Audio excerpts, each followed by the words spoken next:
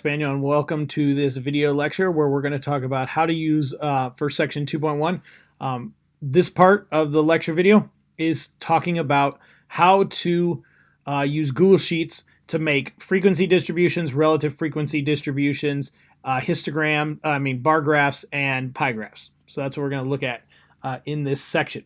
So if you want to follow along, with the notes, there's two things you might want out, which is your note sheets. Turn to chapter 2 note sheets, turn to page 8, where the descriptions of the problem are. And then you probably also want the data sheet up, which you can find a link to the data sheet in our Blackboard course down here at the bottom, note sheet data sets. This is in week 2, and I'll continue to put it as a link in any week we're in. So if you click on that link, it should open you to this data set. Okay, and you can see what we're working with. So, how can we use Google Sheets to do all the things I just mentioned? So let's start with a frequency distribution. So for a frequency distribution, what you want to do is you want to count how many of each thing there are, right? That's all we want to do. So here's our data set of 50 blood types. So you could do that by hand. Just run through and count them all, or you can have Google do it for you. So the way to do that for you is start by making the distribution. So we'll have blood types, and then we'll have all the blood types. So we've got O, A, B, B, and AB. Okay, so there's our blood types, and then over here we'll have the count. Okay, or a better word for that is the frequency. Okay, so now what we want to do is we want to make Google count how many of each type there are. So what we can do is we can use a command called COUNTIF. So press equals, and you can put in the words count if. Okay, and if I click this little question mark, it'll tell me what I need to put in. So I need to put in the range, so that means where do I want to look for the things I'm looking for, and then I want to know what am I going to look for. So in this first case, I want to look in A, so I can highlight A, and then it puts an A, and then I want to put a comma, and then, well, what do I want to look for? Well, what I want to look for is I want to look for O, so I can highlight the O, close my parentheses, and hit enter. And so now what that does is it goes through the column A, and it looks for how many times does it see the letter O. And now the nice thing about that, the way I wrote that, is if I grab this little square and just pull down, it'll do the same thing for all 4 of these. It will tell me and notice if I highlight them, what happened was for each one I did this, it moved down 1 row. So it changed these by 1. Okay, so it changed each one of these by 1 as we go down. So we got C2 and then C3 and then C4 and then C5. So there's our frequency. Now if I want to make a relative frequency distribution, let's go ahead and just make a new one of these. So blood types O, A, B, and AB. Okay, so same thing, and now we're going to do relative frequencies. So now, to do a relative frequency, what you want to do is you want to take the frequency and divide it by the total sum. So in this case, we know that sum to be 50, so you could do it that way. Okay, so if you know the sum, that's the quickest way to do it. So all I'm going to do is I want to do equals, and I just want to divide whatever's in the frequency table by the total number of values there are. So in this case, I want to take this. I can just click on it. I want to get that divided by 50. And then if I do the same thing I did before, grab this little square and pull down, it'll do that for all of those, changing the piece that's being divided each time. Okay? And so that's how we can make a frequency and relative frequency distributions using functions in Google Sheets. Now what we want to do is we want to make some charts, right? So if I want to make a histogram or a pie chart, well, one option is if you have the raw data, you can select the raw data, and then I want to make a chart. So to make a chart, you can go over here to this thing that kind of looks like a bar graph, and that says Insert Chart, And if I click there, it'll allow me insert a chart, hopefully.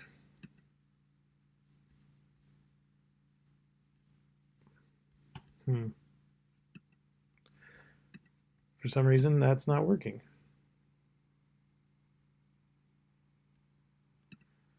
I don't know why off the top of my head.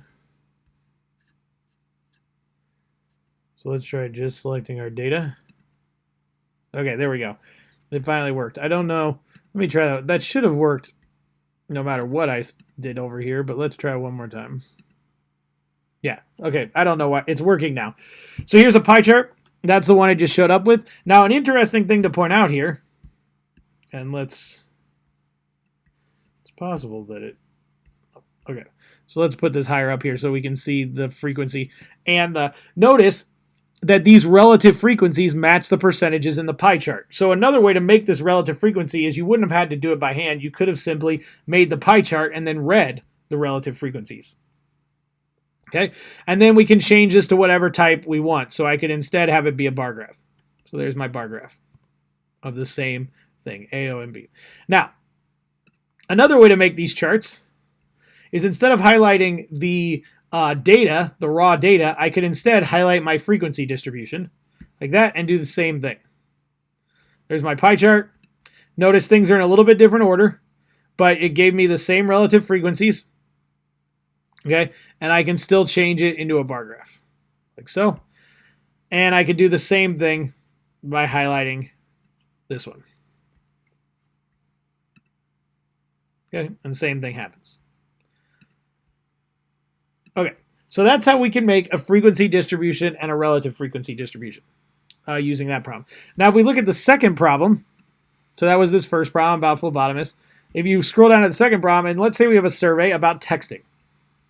Okay, number of texts sent per day. So if I bring up that raw data, that's in 2.1, problem number 2. Okay. Notice here, instead of giving us the raw data, they gave us the frequency distribution. So what we could do is just highlight our frequency distribution, say create chart, and what it's going to do is it's going to give us what it thinks is the best chart, which is not the one I want. What I actually want is a side-by-side bar graph. So if you scroll down, you can see the one that looks like a side-by-side bar graph. Now, in this case, the frequency distribution isn't necessarily that useful. This doesn't tell us a whole lot of comparison because the number of adults in this survey is much larger than the number of teens. So what we want to do is we want to make a relative frequency distribution. Now, to make a relative frequency distribution here is a little bit trickier because I don't know the total number of adults or teens. So what I'm going to do is I'm going to copy my headers over here, so that I can do a relative frequency distribution. Now, as we mentioned before, what we want to do to find a relative frequency distribution is we want to take the frequency of the class, or the category, in this case none, and we want to divide it by the total number. Okay, so we can do that by using formula. So I want to take the number that said of adults that said none, and I want to divide that by the sum of all the adults. So divided by sum, so we just type sum, and that will let us find the sum of a class. So if I highlight these, it'll find the sum of that whole thing, and I hit enter. Okay, so that worked fine.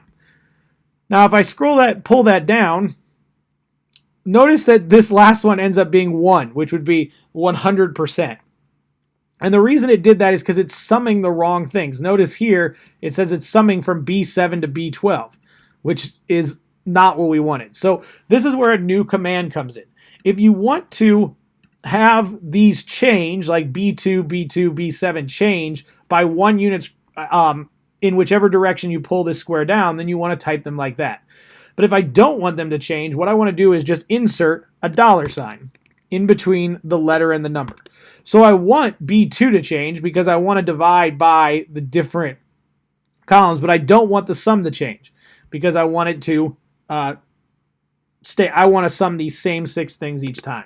So that's why I put $signs in between the B and the 2 and the B and the 7, but not this B2 on the left because I want that to change. And then if I pull down, there is my relative frequencies. Okay, so we can see about half of all adults sent between 1 and 10 texts in a day. Okay, and the rest of these are I see. And if you want, you can even change these to percent. So right now they're listed as decimals. If I just hit this percent symbol up here in the menu bar, it'll change those instead to be percents. Okay, and so now we can do the same thing for teens.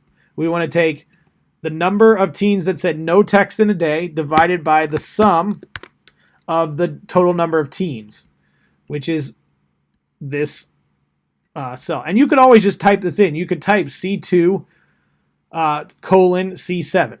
And remember, because we don't want the sum to change, we still want to sum those for all of these. I'm going to put in dollar symbols.